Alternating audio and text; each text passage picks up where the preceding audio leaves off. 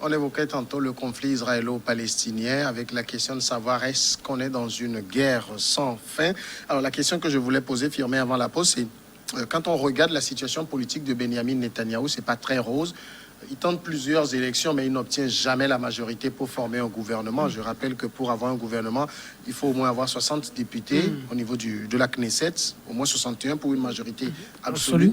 Benjamin Netanyahou se trouve toujours à 30, 31.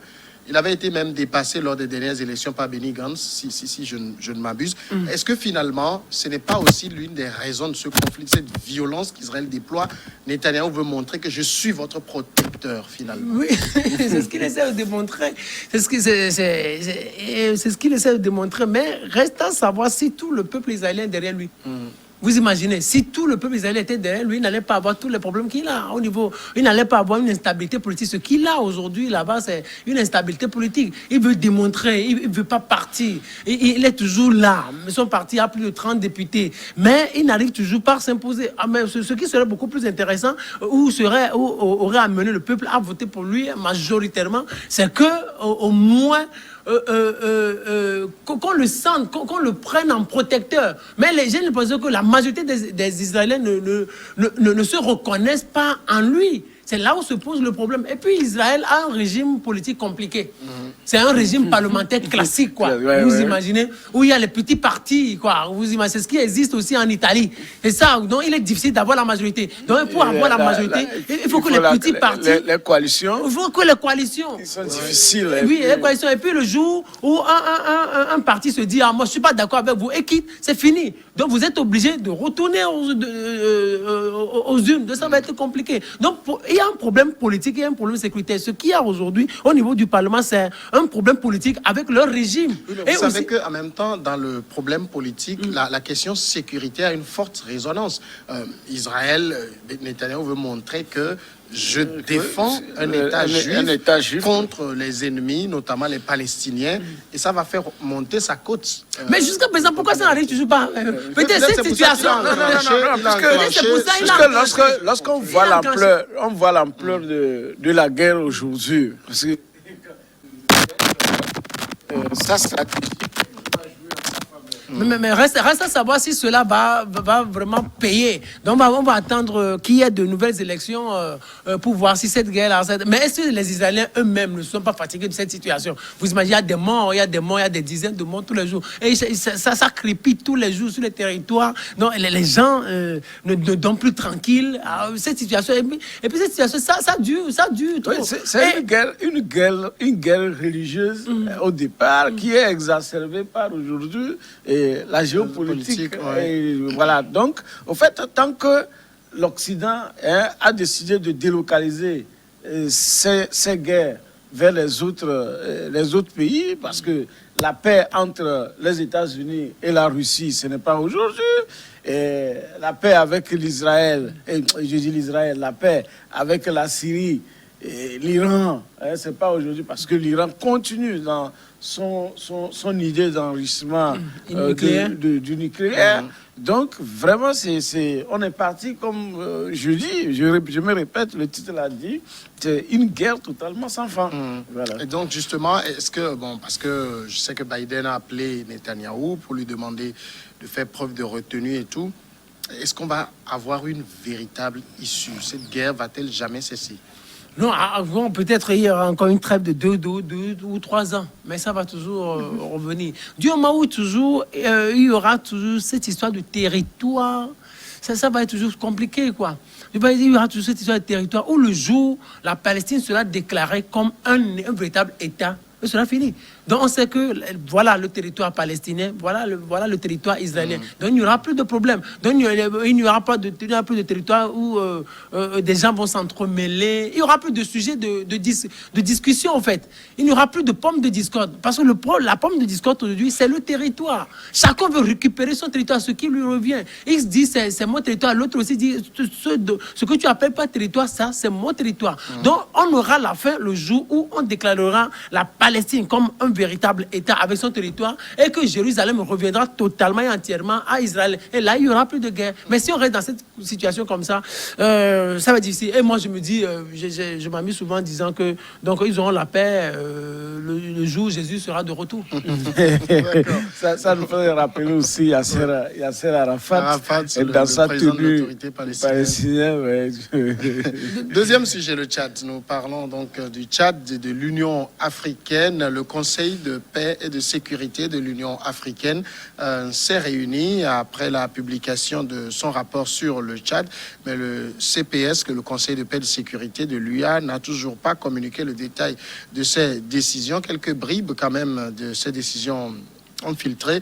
Ce qu'on sait, c'est qu'il n'y aura pas de sanctions contre la junte militaire tchadienne, mais une volonté affirmée d'accompagner justement le processus de transition. Et après avoir tergiversé pendant quelques semaines, le Conseil de paix et de sécurité s'est séparé ce vendredi sur une position très conciliante. Ce qu'on sait également, c'est que le CPS demande un partage équilibré du pouvoir entre les militaires qui ont aujourd'hui le quasi-monopole et le gouvernement civil. Autre condition posée par le CPS, c'est que les membres du Conseil militaire de transition ne pourraient pas se présenter aux prochaines élections, alors qu'on sait que ceci n'avait pas été expressément écrit dans la charte de la transition. La question qu'on se pose d'abord, c'est de savoir pourquoi l'Union africaine est un peu réticente sur le dossier tchadien. Est-ce parce que le président de la commission est un Tchadien? Le cas atypique du Tchad, c'est un précédent pour l'Union africaine, pour l'Afrique tout entière, parce qu'il y a véritablement ce qu'on appelle ces deux poids, deux mesures. Deux poids, deux mesures, en ce sens que les autres pays qui ont connu les mêmes cas, tout récemment, on a parlé du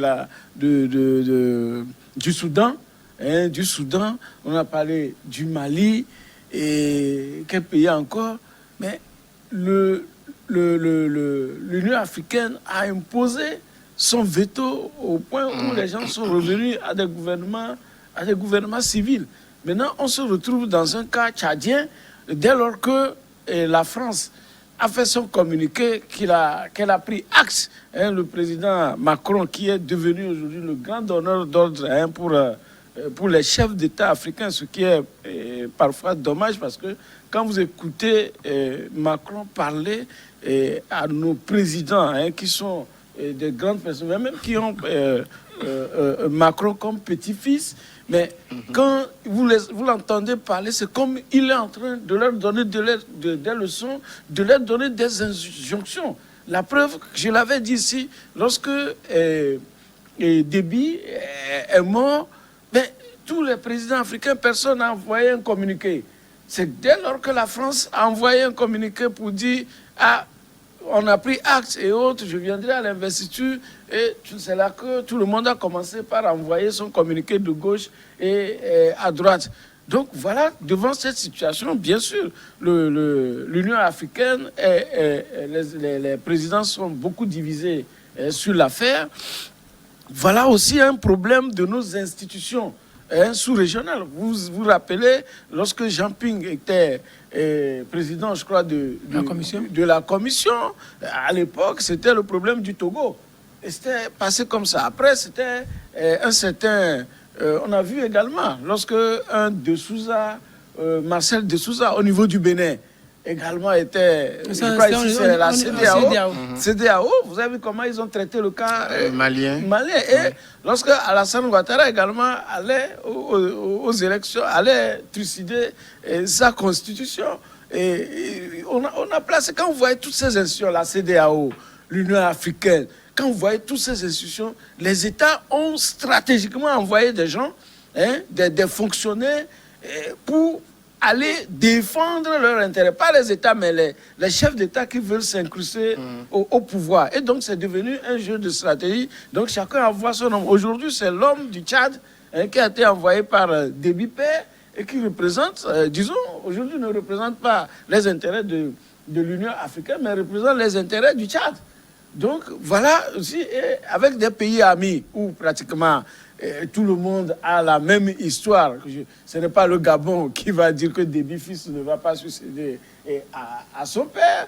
Ce n'est pas non plus le Togo ou également le Congo où le papa est en train d'apprêter le Son fils qui est déjà ministre.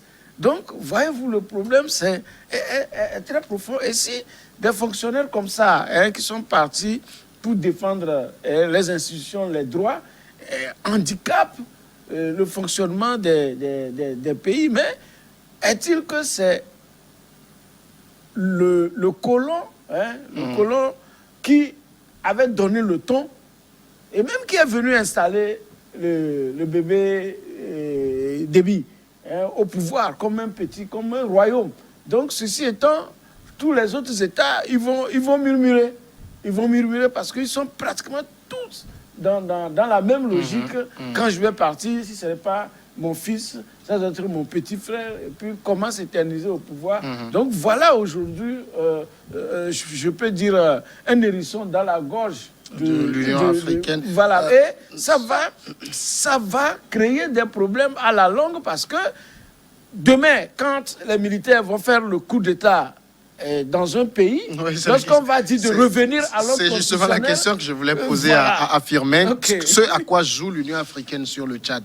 Il n'y a pas de fermeté. Ce qui s'est passé au Tchad, beaucoup le disent, c'est un coup d'État. Il n'y a pas un autre mot pour le désigner. Je ne sais pas s'ils ont réussi à en inventer un, mais on voit une Union africaine très laxiste. Est-ce qu'elle ne crée pas une dangereuse jurisprudence? Non, ce qui rend ferme, ce qui peut rendre votre voix ferme, c'est quand vous avez un pouvoir financier.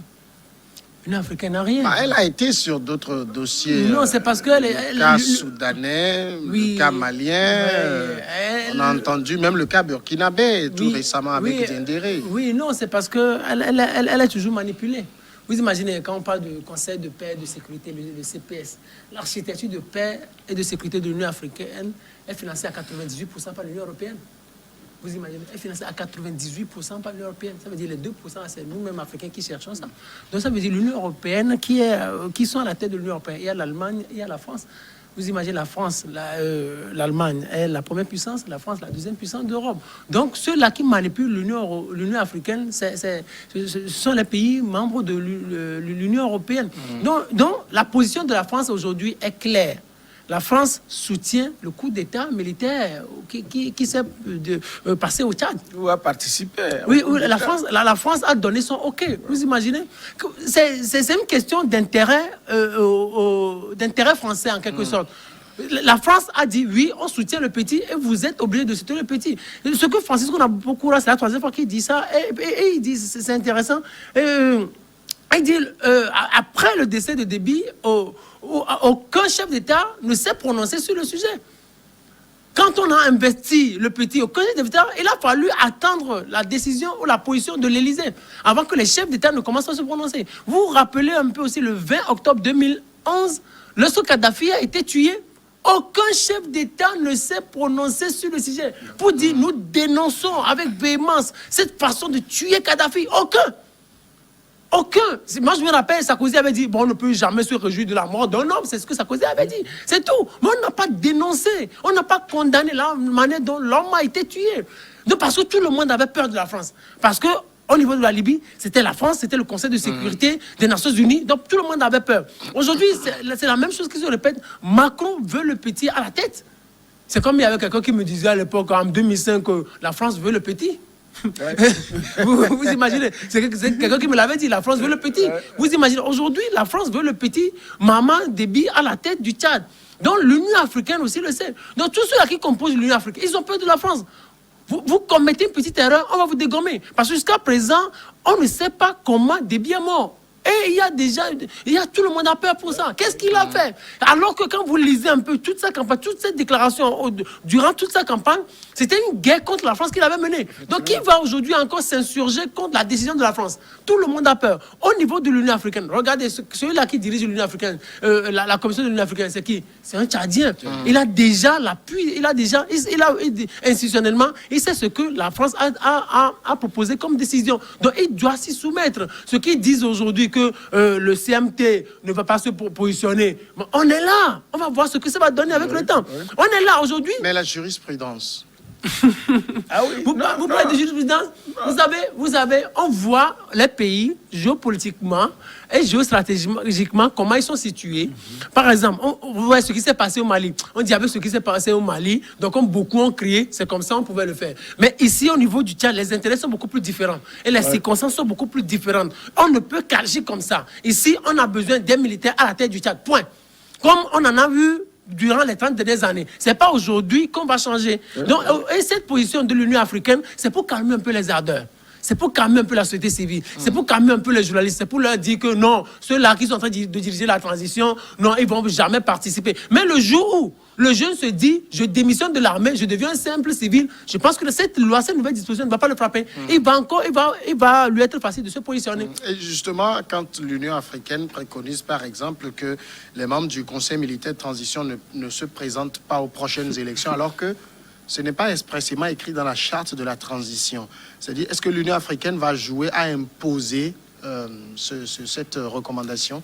Eh ben, s'ils veulent vraiment, ou s'ils peuvent, s'ils ont la capacité, ils doivent pouvoir agir. Il doit pouvoir agir, mais Déby n'a pas qu'un seul fils. Déby n'a pas qu'un seul fils qui soit dans les rouages de l'État. Parce que justement, peut-être, on a les yeux sur le militaire, mais il y a peut-être quelqu'un d'autre. Peut-être qu'il y a un civil qui est en train d'être préparé. Déby qui est en train d'être préparé, peut-être qu'il est déjà parti en formation, ou bien assisté par des experts pour être formé. Et pour rebondir, parce qu'ils ont dit 18 mois, 18 mois de transition. Renouvelable une fois. Ok, d'accord. Ça fait déjà 36 mois. Une fois, ça veut dire que lui, il a déjà fait 36 mois. 3 ans. Voilà, il a fait 3 ans.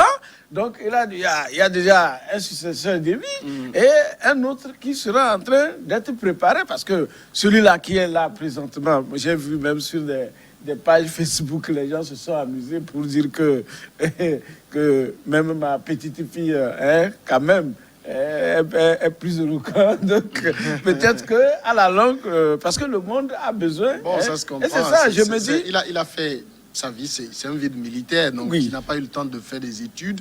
Il a combattu toute sa vie. 37 ans, général 4 étoiles, vous imaginez. Oui, c'est là. Il faut être au Tchad pour le faire. Oui, c'est là où vous me demandez, c'est quoi cette France-là? Qu'est-ce que l'Occident veut à l'Afrique? C'est que, est-ce qu'ils ont trouvé Déby tellement immortel qu'ils n'ont pas préparé sa succession? Je crois que ça manque aujourd'hui à cette France-là qui veut garder ses intérêts en Afrique et ses hommes à la tête des pays. On a l'impression que quand quelqu'un arrive au pouvoir, ils se disent que lui, peut-être qu'il ne va jamais... Bon, on fait tout parce que maintenant, les constitutions sont déverrouillées partout. Les limitations de mandat ne sont plus une réalité, même quand c'est limité. D'autres disent qu'avec un petit référendum, on saute les limitations. Donc, on ne prépare pas la continuité. Voilà, donc, ou ça, c'est effectivement une stratégie de laisser, quand il y a casse, ils vont trouver leur homme encore pour le mettre. Parce que pendant ce temps, le pays a encore reculé. Et on vient, vous avez vu le Soudan, qui a fait la guerre pendant des années. Après, l'autre est venu, président, il est resté. C'est quand la rue l'a fait tomber. Et maintenant, on trouve que le Soudan est tellement endetté qu'il faut annuler la dette. Et sa dette pour lui permettre de continuer l'endettement. Donc, vous voyez, donc le pays ne va jamais aller en progrès, mais fera toujours les dents de scie, ce qui permet à nos pays d'être toujours, disons, en marge du développement. Mais finalement, est-ce que ce n'est pas aussi j'ai envie de dire, la position très ambiguë de Paris sur le dossier tchadien qui a mis mal à l'aise l'UA? Non, oui, la position de Paris ne peut pas être claire. Non, Firmin, est-ce que Paris est ambigu? Paris a dit qu'on ne laissera personne déstabiliser le Tchad. Oui, quand je dis ambigu, et que la sécurité du Tchad leur importe. Quand je dis ambigu, ça veut dire que Paris, c'est un pays des droits de l'homme qui ne devrait pas cautionner de coup d'État. Les États-Unis, c'est un pays des droits de l'homme, mais qui laisse bombarder la Palestine. Est-ce que vous voyez? Donc, nous sommes ici. Qui parle de Guantanamo. La France, pays des droits de l'homme, qui bastonne bien les gilets jaunes. Voilà. Vous imaginez ce que les Nations Unies ont toujours condamné. Vous imaginez, non, la position de Paris, au fait, la France adore les positions comme ça.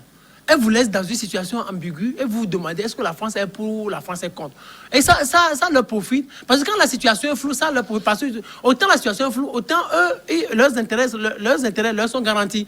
Ils profitent, voilà. Ils profitent de leurs intérêts, tout ça.